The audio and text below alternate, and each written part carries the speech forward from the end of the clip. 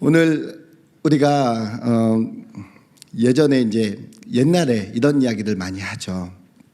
나는 왕년에는 좀 껌 좀 씹었는데, 왕년에 내가 무엇을 했는데, 이런 이야기를 자주 합니다. 왜 그렇습니까? 세상에서 내가 어떤 사람이었는지를 딱 보여주고 싶은 마음이 있는 거예요. 누구나 나의 과거, 나의 모습이 어땠는지를 보여주고 싶은 마음이 있습니다. 여러분들은 어떻습니까? 여러분들은 어떤 모습을 보여주고 싶으십니까? 우리는 과거를 말하기보다는 사실 하나님의 은혜를 말해야 되는 사람들입니다.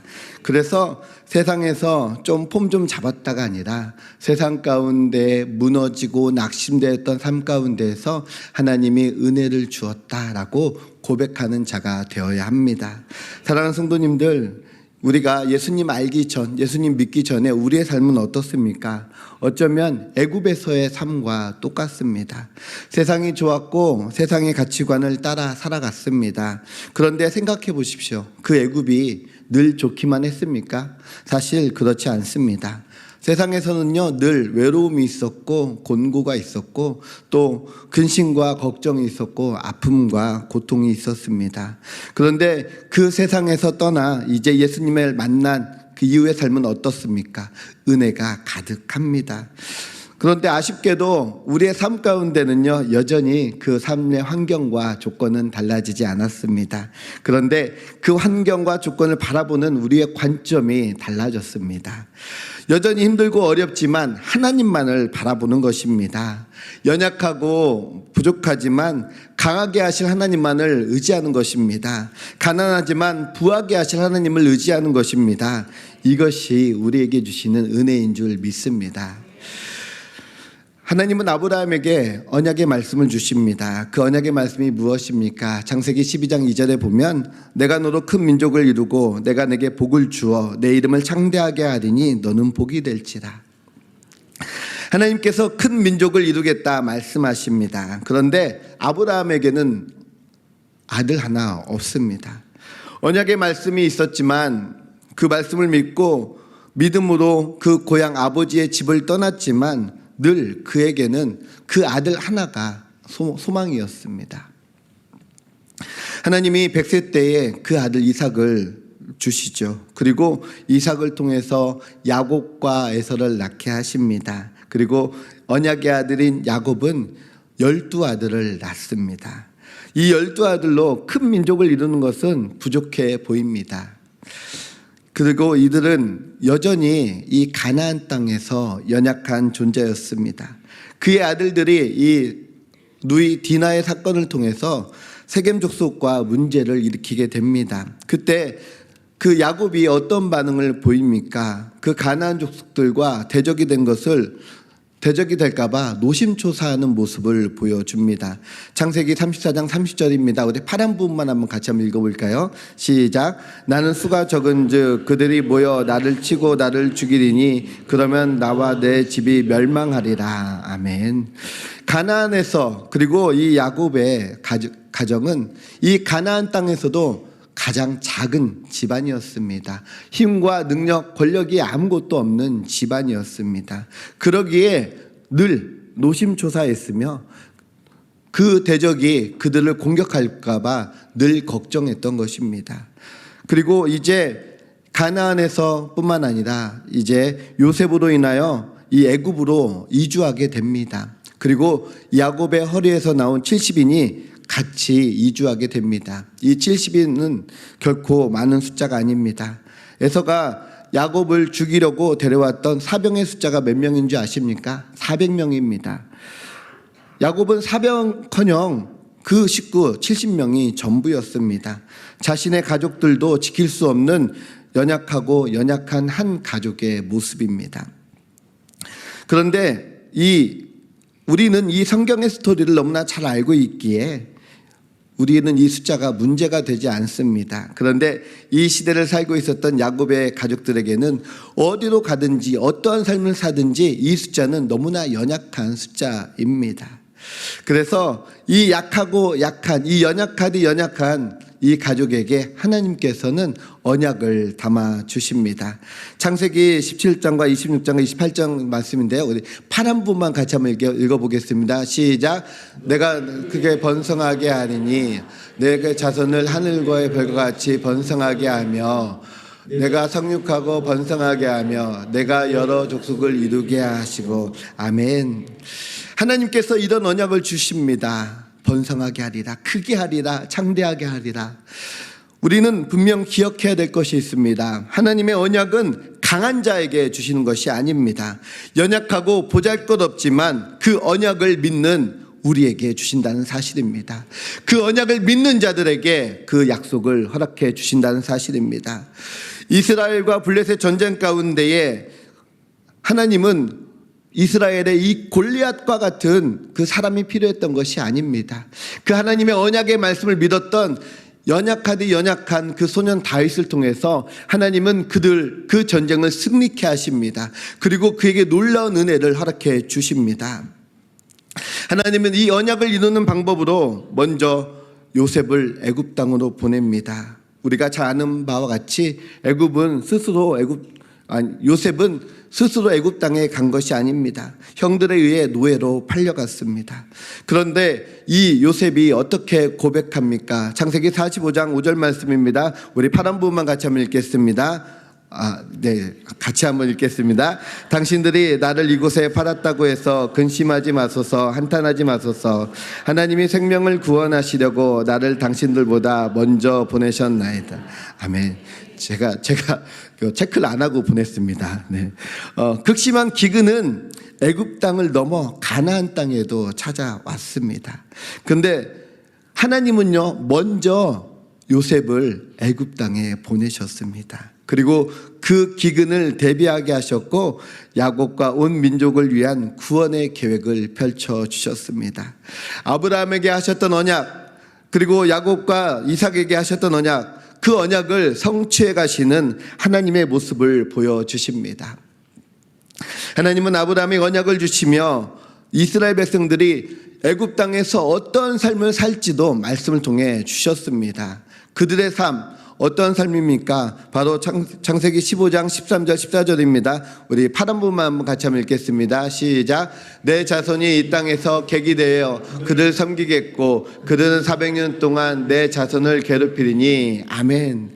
하나님께서 이미 그들이 애굽 땅으로 옮겨질 것이며 그곳에서 400년 동안 종살이 할 것을 말씀해 주십니다. 그런데 이 야곱의 가족들이 그 땅에 머물면서 또 430년이라는 시간을 보내면서 하나님의 언약의 말씀들을 이루어가는 모습들을 보여주게 됩니다. 이 언약의 말씀은 어떤 말씀입니까? 그냥 그 가족을 번성케 하겠다, 그 가족에게 축복하게 해서 그 가족의 무리가 많아지겠다는 약속, 거기서만 멈추는 약속이 아닙니다. 이 언약의 말씀은 지금 이 시대를 살고 있는 우리를 위한 성취의 말씀입니다.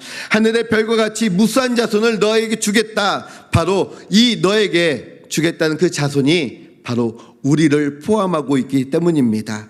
육적 이스라엘 자손뿐만 아니라 믿음의 조상인 아브라함을 통해서 영적 자손인 우리가 아브라함의 믿음의 자손이 되는 것입니다. 할렐루야. 하나님께서 그 언약을 이루어 가시며 그 언약을 성취해 가시며 우리를 사용하신다는 말씀입니다.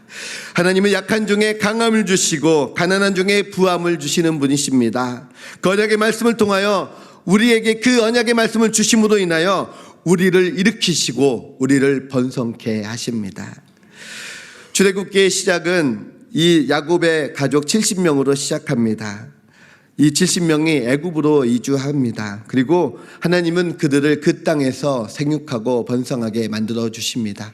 오늘 7절의 말씀 한번 같이 한번 읽겠습니다. 시작. 이스라엘 자손은 생육하고 불어나 번성하고 매우 강하여 온 땅에 가득하게 되었더라. 아멘.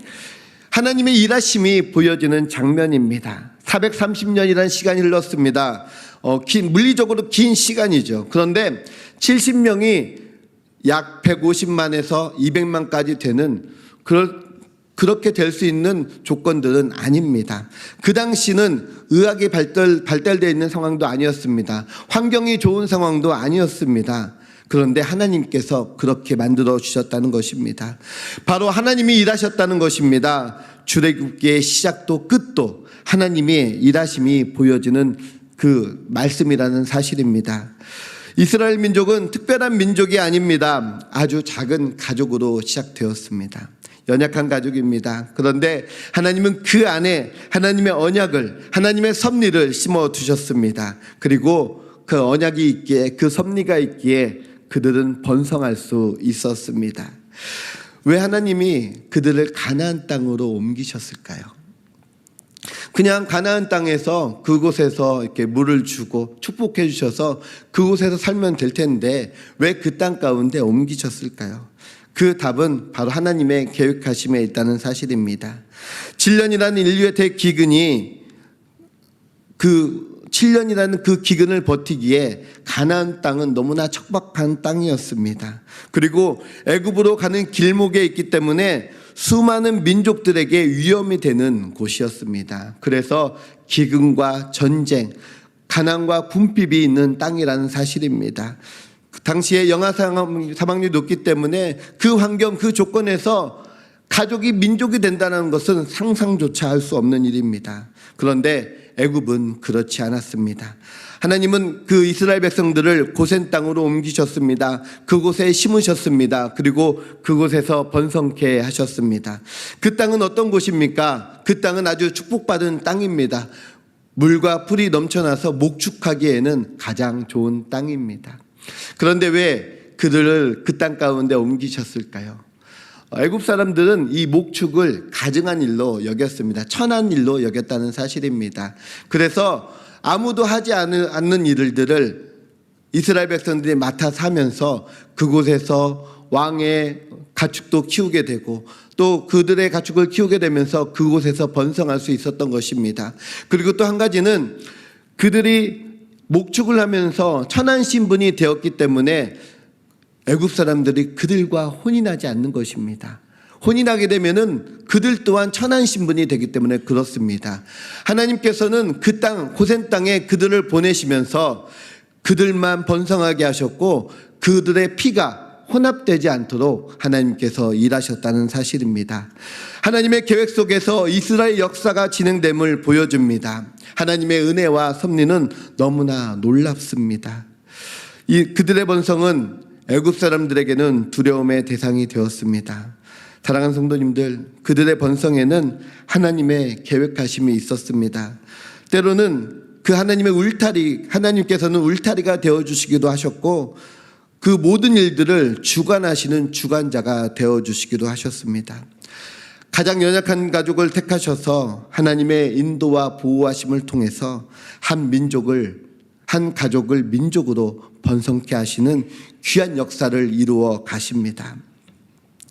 우리가 분명히 알아야 될 것이 있습니다. 하나님이 그들에게 약속하신 땅은 애굽 땅이 아닙니다. 그 땅, 고센 땅이 아무리 좋고 물이 많고 풀이 많은 목축하기에 좋은 땅이라 할지라도 하나님께서는 언약으로 주신 땅, 바로 가나안 땅을 그들에게 주셨습니다. 애굽의 고센 땅보다 척박한 땅이며 살기에 녹록하지 않은 땅입니다. 가나안에 대해서 대표적인 표현을 하고 있는 성경 구절이 있습니다. 신명기 11장 10절에서 12절인데요. 한번 같이 읽도록 하겠습니다. 시작. 내가 들어가 차지하려는 땅은 내가 나온 애굽 땅과 같지 아니하니 거기에서는 너희가 파종한 후에 발로 물대기를 채소밭에 박음과 같이 하였거니와 너희가 건너가서 차지할 땅은 산과 골짜기가 있어서 반에서 내리는 비를 흡수하는 땅이요 내 하나님 여호와께서 돌보아 주시는 땅이라. 연초부터 연말까지 내 하나님 여호와의 눈이 항상 그 위에 있느니라. 아멘. 어떻다고 말씀하고 계십니까? 그 땅은요 척박한 땅입니다. 하나님의 은혜가 아니면 살 수 없는 땅입니다. 바로 광야, 하나님의 은혜가 아니면 견딜 수 없는 그 광야와 같은 땅입니다. 하나님께서는 그 광야와 같은 땅을 약속의 땅으로 주셨습니다. 그 이유는 무엇입니까? 그들의 힘과 능력을 의지하는 것이 아니라 오직 하나님만 의지하게 하심입니다. 하나님만을 바라보며 하나님만을 기대하는 이스라엘 백성이 되기를 원하셨다는 사실입니다. 그래서 그들이 애굽 땅에 머무는 430년 동안 하나님은 그 땅 가운데에 그들이 가나안 땅으로 가길 원하셨으며 또 그곳에서 그 삶을 이어갈 때에 430년 동안 침묵하셨습니다. 이스라엘 백성들이 번성하며 큰 민족을 이루는 동안 하나님은 그들에게 복을 주시며 번성케 하셨지만 그들에게 어떠한 말씀도 하지 않으셨습니다. 애굽 땅에서 그들은 풍요와 번성을 누리면서 어쩌면 하나님을 잃어버리고 하나님의 언약도 잊고 살아가게 되었습니다. 그런데 하나님의 섭리는 그들을 결코 그대로 내버려 두지 않으셨습니다. 출애굽기 1장 8절 말씀입니다. 같이 한번 읽겠습니다. 시작. 요셉을 알지 못하는 새 왕이 일어나 애굽을 다스리더니. 아멘. 그동안은 그 조상이었던 애굽의 그늘 아래서 평안하게 살았습니다. 그런데 하나님께서 애굽을 알지 못하는 새 왕이 일어나게 하십니다.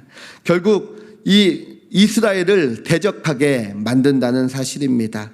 그동안 애굽 땅에서 평안함을 누렸던 이스라엘 민족은 고난을 당하며 하나님을 찾게 하십니다. 그래서 그곳을 떠날 준비를 하게 하십니다. 애굽의 사람들은 그들이 번성하며 불어나자 매우 불안했습니다. 그들의 대적과 연합하여 자신들을 배신하고 떠나가면 어떠할까라고 걱정하는 것입니다. 결국 이스라엘 백성들이 다른 생각을 하지 못하도록 그들에게 심한 노역을 시킵니다. 비돔과 람셋이라는 국고성을 짓게 했고 벽돌을 굽게 했습니다. 그런데 그럼에도 불구하고 그들은 더욱 번성하는 것입니다. 더 엄하게 일을 시키고 그 생활을 어렵게 하는데도 불구하고 학대를 받으면 받을수록 그들이 번성해 가는 것입니다. 이것은 분명 하나님의 축복입니다. 하나님의 섭리에 끊임없이 대적하는 무리가 있습니다. 바로 대적 사탄입니다. 사탄은 바로를 충동질합니다. 그래서 어떤 법을 만듭니까? 이스라엘의 사내 아이가 태어나면 바로 죽이게 되는 법을 만듭니다. 사랑하는 성도님들, 하나님의 구원의 역사가 펼쳐질수록 사탄도 그 일을 멈추지 않는다는 사실을 기억하십시오. 이제 사탄의 계략은 이 번성하는 이스라엘 백성들 중에 사내 아이를 다 죽이려는 계획을 세우게 됩니다. 그 안에서도 하나님의 섭리는 역사하시며 하나님이 일하시는 것을 보게 됩니다. 아무도 하나님을 찾지 않는 상황 가운데에 믿음의 사람들을 심어 두십니다. 엘리야 때에 바알에게 무릎 꿇지 않는 7,000명을 남겨두신 것처럼 이때에 하나님을 두려워하고 하나님을 경외하는 두 사람, 이 바로 산파 십부라와 부하를 남겨두십니다. 그들을 통해서 하나님을 두려워하는 마음을 갖게 하시고 히브리의 아들들을 살리는 일들을 하게 합니다.